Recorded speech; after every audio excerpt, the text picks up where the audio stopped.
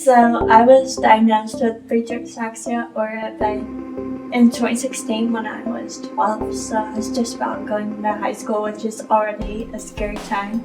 FA is a rare progressive neuromuscular disease, so essentially you lose your balance and coordination over time, and I became a full-time wheelchair user when I was a sophomore in high school.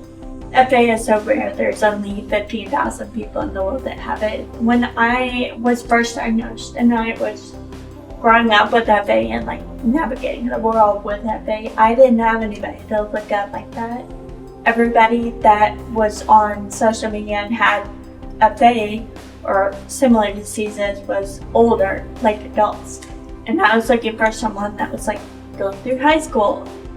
FA has taught me so much. It made me have to grow up from a very young age because I was exposed to uncomfortable conversations with doctors, and my reality was very different than what I thought it would be.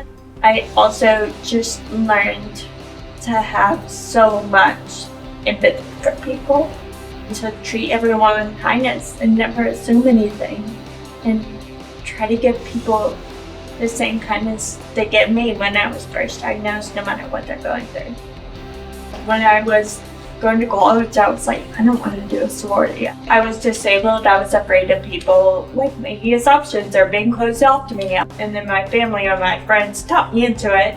I don't know if I'm gonna bid anything or pledge anything, but I'll just go there and meet some people at the least. So the first time I came to KD, when I came in the doors, I just immediately felt like welcome.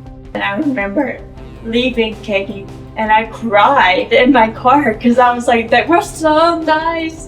It's so genuine, and it was from that moment I knew I was gonna go KD.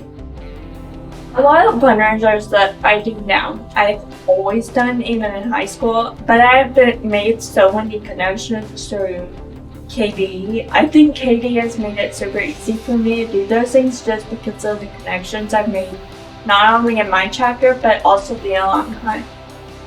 One thing I want, if there's any disabled people watching this to know, is just you're not alone, and it can feel super isolating, especially when you're first diagnosed or first injured or whatever it may be.